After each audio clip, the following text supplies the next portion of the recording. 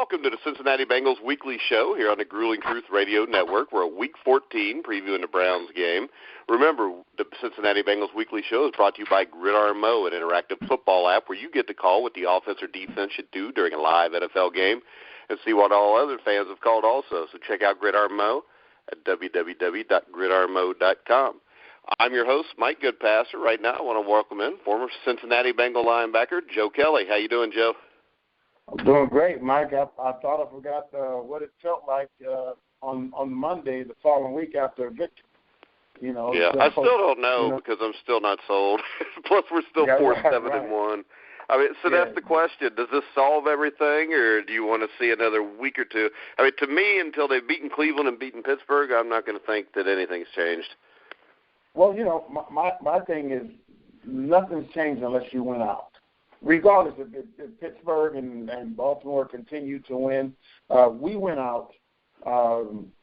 It's not that it's gonna make us feel any better when we're not in the playoffs, but at least we show there's some fight because up until last week, I just felt that this team just had quit on us, quit on Marvin, quit on the fans.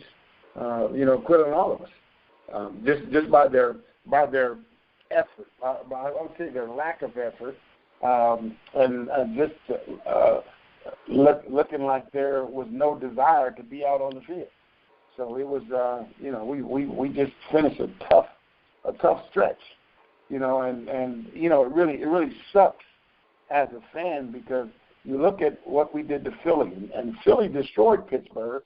I know they had some injuries as well as, They had a lot, Joe. That was missing your starting running back, your main wide receiver, and your two best offensive linemen, or two of the best offensive linemen. Yeah, so... I think it's debatable that I'm more worried about the Cleveland game than the Philly game. Well, I am now. Now I'm hearing that RG3 is back, and, they're over this season, and, what a huge lift and a preview of next year if RG3 can come off of injured reserve and lead his team to their first victory over a Bengal team that just literally picked Philadelphia apart. And, you never know. They can get in, and Cleveland may, has a chance to win out, and their record will be better than ours. So it's it's a situation where I think now it's all desire, and it's all you're in a situation where as a professional, as a respecting your helmet, the Bengal stripes, respecting the organization, that you go out there and you perform as a professional, and you go out and do your job and execute the game plan. And if that's done on both sides of the ball, if Cleveland goes out with maximum effort, maximum desire, and they execute and the game plan, and we do the same, we'll win. We're a better team than them. But obviously, Mike, none of that has been getting done, especially for those 7 games. Yeah, and you talk about the Cleveland Browns week. I know that has to hold a special place in your heart. When you were with the Bengals, you still had Paul Brown there. The rivalry was really good. Bernie Kosar. Yeah. The Browns were in the championship game, I think, 3 out of 4 years from 86 through 89. What do you remember about Cleveland week with Paul Brown there? And, I mean, especially like your first game against the Browns, which I think was in Cleveland, and the Bengals actually won that game. Yeah, you know what, back then, I would say the middle to late 80s, the big rivalry, Cleveland was the rivalry. And then second was Houston Oilers. Because Pittsburgh, we kicked their ass all the time back then. Yeah, Pittsburgh was a distant third. They were the little sister. So after the dynasty that they had, this part in the middle 80s and to the late 80s, there wasn't a huge rival because we were beating them pretty good. Cleveland, that's another story. Cleveland, offensively and defensively, they were just as good as any team in the NFL. You look at their D-line. You look at their linebackers. Dixon and Minnifield at corner, too. One of the best tandems in NFL history, I think. Yeah, but, you're not talking Felix Wright and Vince Newsom being their safeties. And, all of those guys were Pro Bowl-type caliber defensive backs. Their linebackers all were Pro Bowl caliber type linebackers. They had some very good veteran defensive linemen. So defensively they were set. Offensively, you had Kozar, and to me, playing in 11 years, Ernest Biner and Kevin Mack. Kevin Mack. Ernest Biner and Kevin Mack, to me, personally, were the best duo in the league, bar none. I'm talking about two guys who ran hard. I'm talking about, Ernest Biner had the quickness. He had the moves. Kevin was fast, but he was a linebacker playing tailback.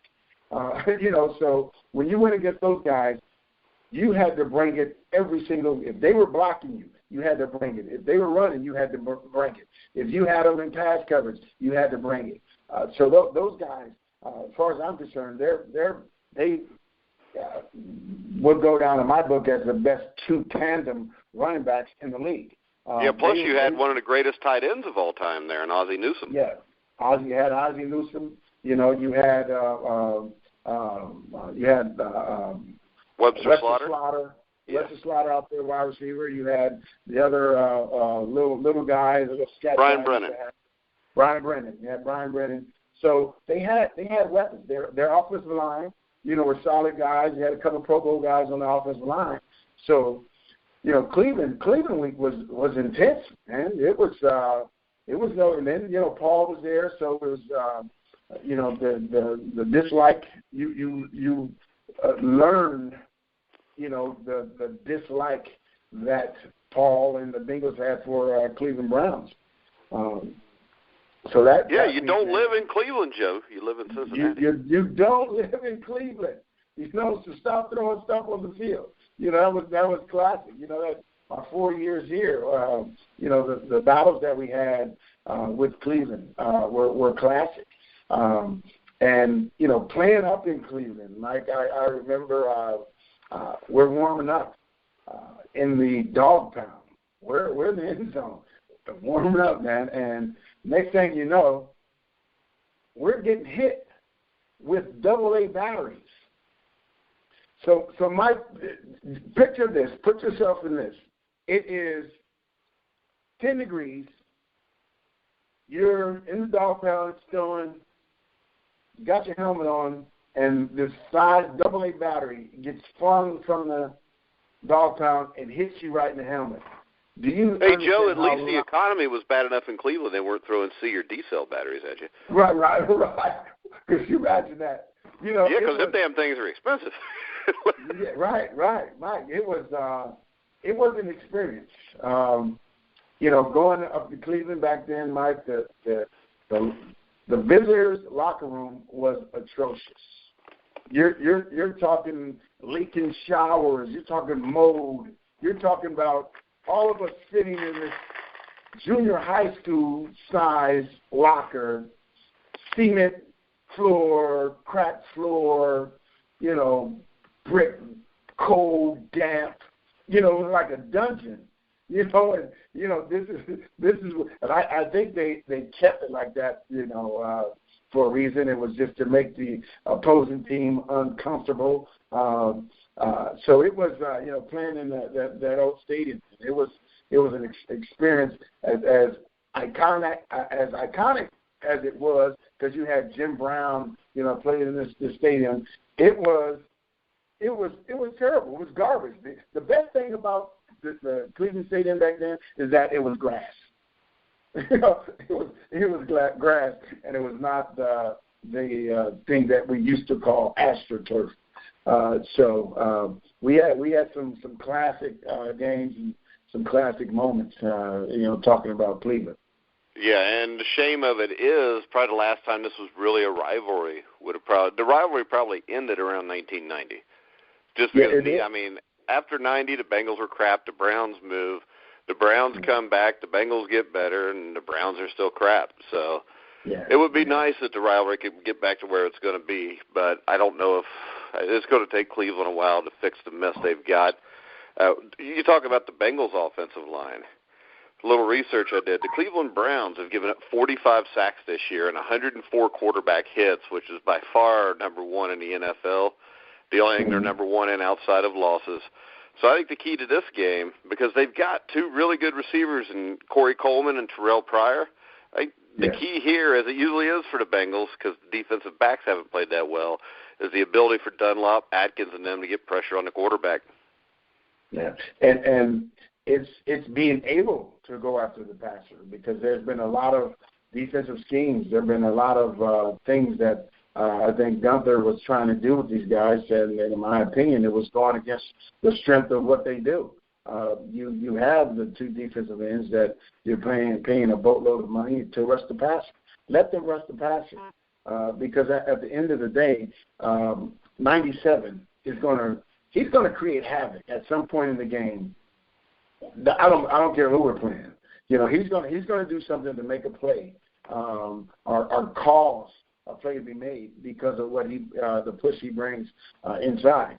So we definitely have to take advantage, of the fact that they have as far as statistic-wise, the worst offensive line. But Mike, I think we can recall that the Giants. It was the Giants that had the worst rushing team in the league at the time, and they ran all over us. So I don't know. And the thing is with RG3, the thing I always worry about with the Bengals defense in general, is to be able to contain. And if you could keep your defensive ends from coming inside and force RG3 up in the pocket where Geno Atkins is, I think the game gets won. Exactly. So it's I think Mike, it's all about which team shows up. Is it going to be the Bengals of last week, that the defense that created turnovers and the offense that actually found the end zone, the offense that finally realized what scoring a touchdown feels like? Or we're going to go back to the lackadaisical effort, play calling that we had in that horrible stretch of losses. And the thing that really concerns me about the Bengals is the inability to run the ball. I think Jeremy Hill last week was 23 for 33. Burkhead did come in. I think he carried the ball 8 times for like 38 yards. And the Browns linebackers are probably the strength of their team. Christian Kirksey, Demario Davis, and Jamie Collins, all three very good players. So the Bengals have to be able to run the ball, Joe. No doubt. I think a huge improvement, and you and I talked about it. We've been talking about since game one, since Away, number 70, was in the lineup, and last week they finally took him out and allowed Winston to get in there and play just about the entire game, I believe, and get a feel of the game. And as a result, you've seen Andy having more time, and better situations to get rid of the ball and make some plays downfield.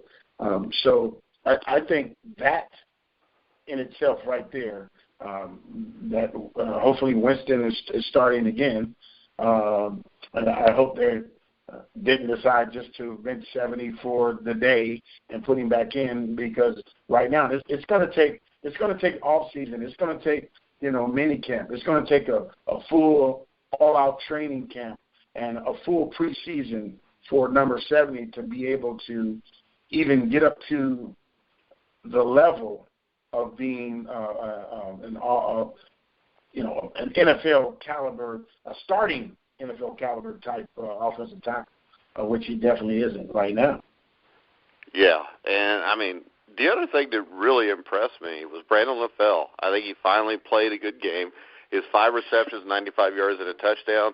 And I think Tyler Boyd's really coming into his own also. So the A.J. Green injury, in the long run, this may sound crazy, may not be the worst thing that could have happened here, because now Boyd has to step up and actually do some, and the same thing with LaFell. Yeah, he did finally step up, and he's a veteran receiver that we were hoping that those would have been the numbers throughout the season, early part of the season, but unfortunately they're not. But as you know, Mike, being coaching football, being around football, knowing football, that offensive tackle position is so vital to the execution of every play, every pass play, every run play, and as bad as the week as our center play has been, the offensive tackle, number 70, has been worse than that. So when you're talking about those guys being able to catch 5 balls, going down the field, throwing the ball downfield, throwing outs, you have to. Now you have to be able to at least get down, take your 5-step drop, and at least begin your progression, looking at your first option, second option. With 70, he very rarely even had a chance. If that first option was not there, the play was already broken down because of number 70 breaking down the Dalton would get to his 5th step and then immediately have to start moving up in the pocket to get away from the pressure. Yes.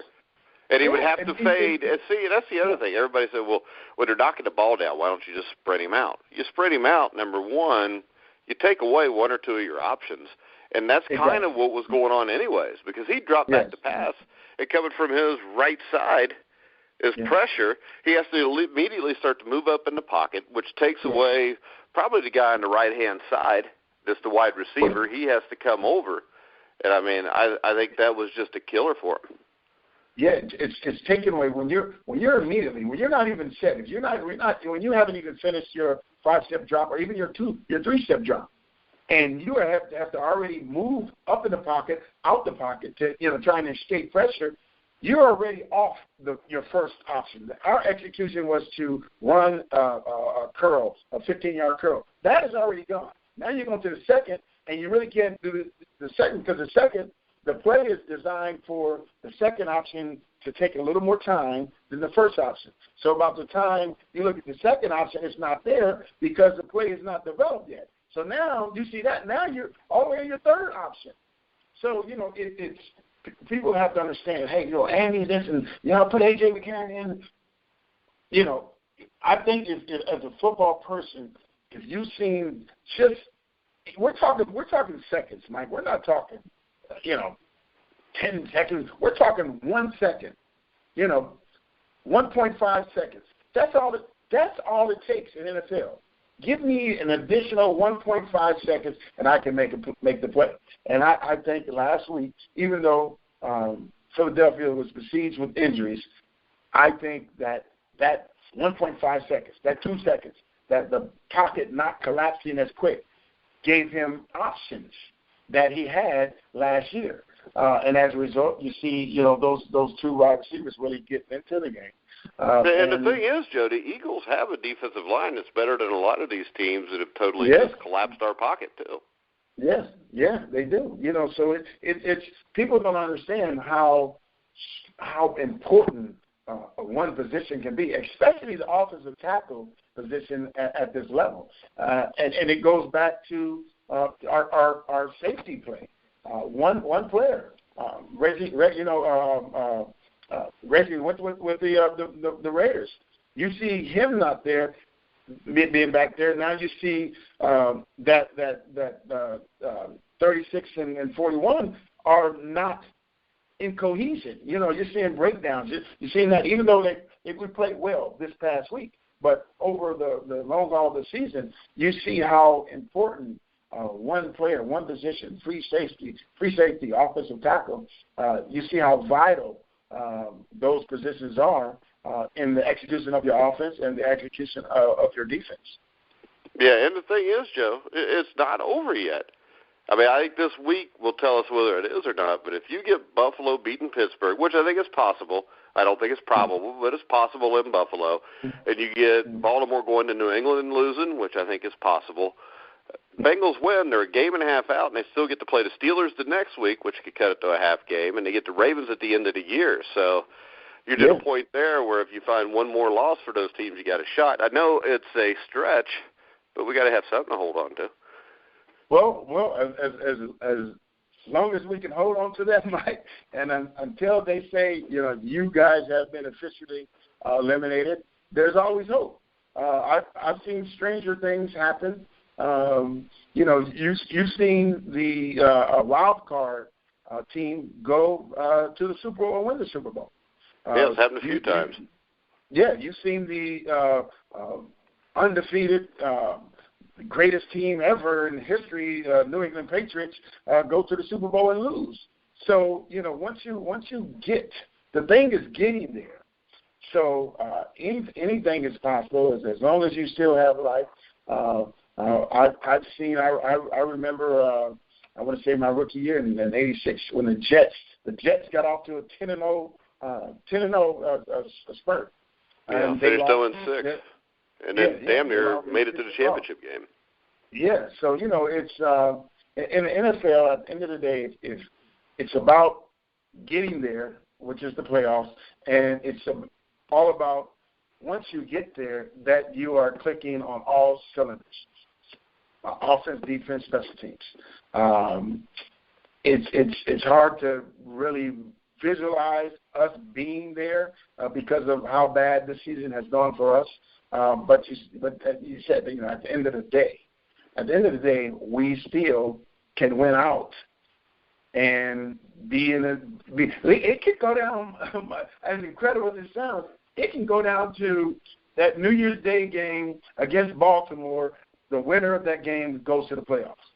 Yeah, hopefully it just doesn't come down to Mike Nugent being able to kick a freaking extra point, though. Well, I don't even want, did he make a field goal? I know, I had to bring it up. He missed one again this week. That's 4 weeks in a row. Yes, he did. That's damn near impossible for an NFL kicker. You would think that 4 weeks in a row it would be impossible. You would also think that missing something like that 4 weeks in a row that you would not have a NFL job. This is the NFL. These are the greatest athletes, the greatest kickers on this planet. And you're saying you've missed 4 extra points in a row, 4 consecutive games. It's hard for me to imagine that there's not a kicker out there on the free agent wire that cannot come in. And you got kickers in the AFL, Joe, that hardly ever miss in arena football where the goalposts are, probably half the size of the damn NFL. Yeah, exactly. So I don't know, man. It's tough. It's tough with all the expectations that we had as a team, as an organization, to be in this situation. Because if you look at making an extra point against the Redskins in London, we win the game. We don't go to overtime. So that's one. Yeah. The Buffalo game could have changed with the extra point made. The Buffalo game, every game. We look at every game. If you just change 2 of those games, we're a half game out. We still play Pittsburgh and Baltimore. Yeah. We would control our own destiny if he puts the ball through the uprights. Yeah, exactly. So, or if they don't play Cedric Igbuehi all the time. Right. That's probably the bigger one. That's probably even bigger than Nugent's missed extra points. Yeah, that has made a greater that's been a bigger impact on the negative play of our offense and the execution of our offense. All right, Joe. So you got the Bengals this week? Yes, I do. Like I'm going to say we're going to go down and we're not going to think about we beat Philly because they were decimated with injuries. We're just going to say we went and we beat a Philadelphia team that annihilated Pittsburgh. So with that being said, I think we just can go and go into Cleveland, man, and ride off of what we did last week. And as long until they say we are mathematically eliminated, I'm hoping that these guys, these veterans, can just one play at a time. Just get through it, get a win in Cleveland, and hopefully things go the way we won in the Pittsburgh game and Baltimore game, and you can come back home a game and a half out. Yeah, playing Pittsburgh. Playing Pittsburgh. At least we would get to watch a game that matters then. Yeah, exactly. Man, it's against Pittsburgh, so what the hell? It's not like they haven't ever ended our season before. I can deal with it. Right. Yeah. Let's see. I'm going to go with the Bengals. 20-17. I think they'll score 3 touchdowns. Nugent will miss an extra point. But I think 20-17. But the thing is this is what a lot of people don't realize. There's actually been 2 teams in NFL history, or in professional football history, to go undefeated and win a world championship. What's supposed to be the Cleveland Browns were, I think, 14-0 in the old All-American Football Conference in the late 40s. Yes. So they were the first team to go undefeated, and you had the Dolphins. And now you've got Detroit was 0-16. Cleveland could be 0-16. Cleveland could have perfect seasons as champions and as the complete opposite of champions. So I would hate to screw that up for them. So I'm going to go 20-17 Bengals. All right, yeah. So hopefully we can go in there and take care of business. We're going to get a little snow. I am going up to the game, so I'll be there in the snow, and hopefully, it's not a wasted trip. We have a good time. It ain't going to be a wasted trip anyways. Is Darius going to play, or do they know yet? No, I don't think he's active. No, it can be a wasted trip if the Bengals lose. Yeah. So he's grinding, and like I said, just get ready and learn that, and you get a full training camp next year, and definitely I can foresee him being on that roster and making some plays. Yeah, and I don't think there's a better situation for him to make a roster too than where he's at. Yeah, exactly. And Ray Horton's a defensive coordinator, and Ray's a Husky, and he's a former teammate, and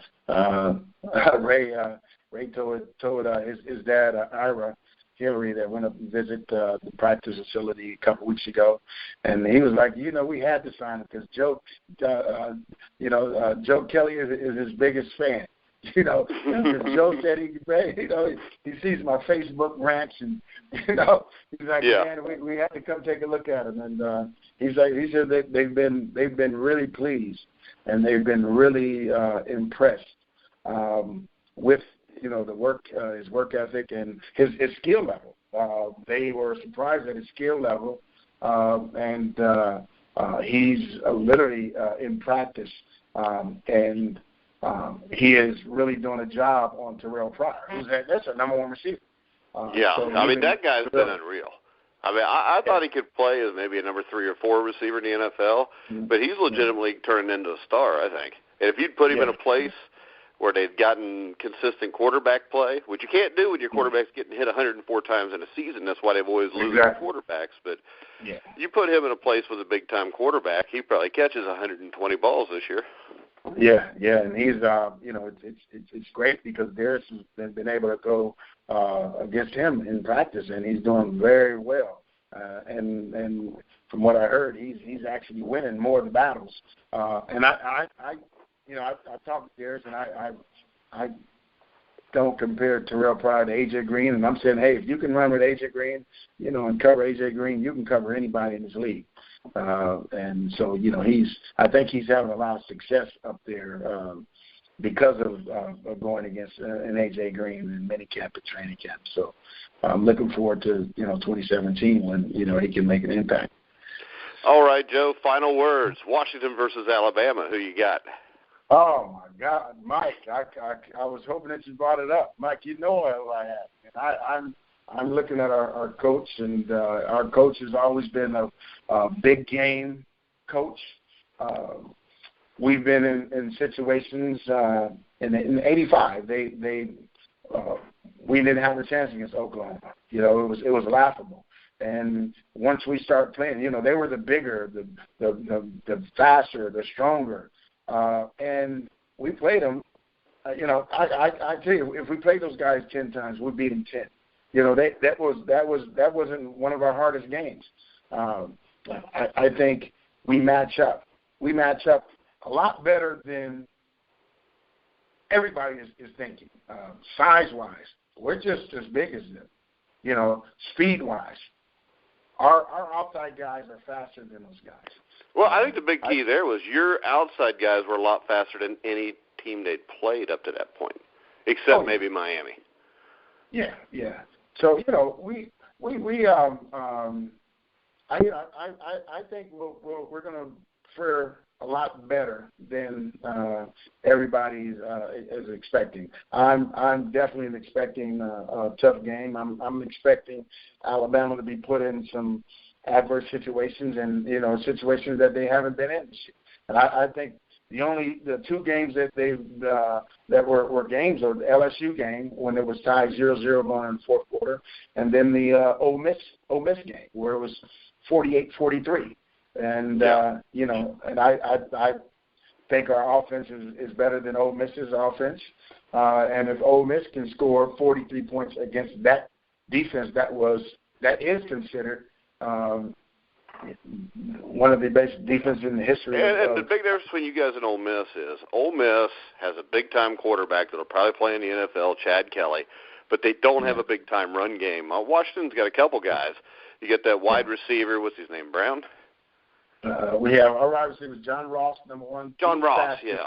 But you got John Ross is one of the, anytime he touches the ball, it can be a touchdown. I think the whole key is this. I don't think that Washington's seen a defensive line like Alabama's. If they can block that defensive line, I think they win the game. Oh, yeah. Nobody's seen a defensive line like the one Alabama has.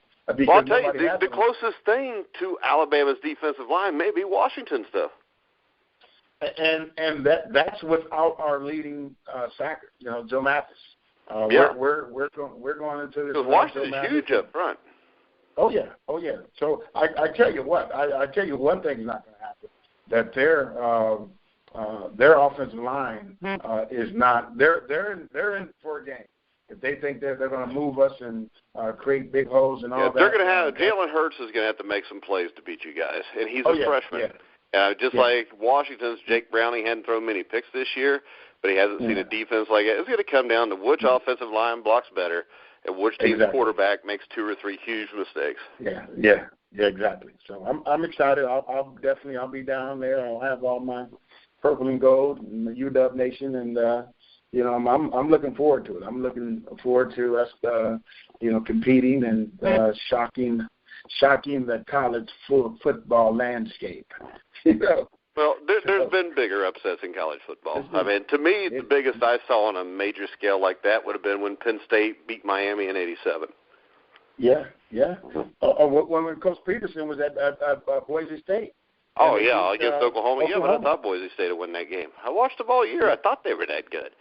Penn State, I didn't think had a chance to get it. That Miami team, was as talented as any college football team has ever been put together. Exactly. And Penn State had maybe two or three guys that even played in the NFL. So that's the one that stands out to me. But that was Vinny Interceptaverde throwing 5 picks to him, which is a big difference there. So, but, all right, we'll wrap it up, and we'll try to let you talk about Washington every week the rest of the season. Right, all right. Because I'm cheering for him, too. So. All right, guys, make sure you check out all of our shows on iHeart, iTunes, TuneIn, Spreaker, Stitcher, any place you find podcasts, you'll find The Grueling Truth. Check out our website, www.thegruelingtruth.net. Check out all of our shows. We got a Packers Weekly show with former Packer quarterback Don Horn. We got a 49er show with Dexter Carter, a Rams show with Tony Hunter. There's a lot of them there. We just added a Chiefs, Raiders. I think we got about probably 12, 13 teams covered. If you check out on the website now, you'll get our Raiders show, which had on Ronnie Lott last night. So you can check out the interview with Ronnie Lott. And if you check out all the Legends interviews, you can find an interview with Joe on there that lasted about an hour. A lot of interesting stuff about Super Bowl 23. If you're a Bengals fan, we've also interviewed on there Lamar Parrish, Kenny Anderson, Tim Crumry, Gary Burley, Bruce Reimers, Brian Blados. Actually, you can find over half of probably the Super Bowl 23 team on thegruelingtruth.net doing an interview. So, for Joe Kelly, I'm Mike Goodpaster. You've been listening to The Grueling Truth, where the legends speak.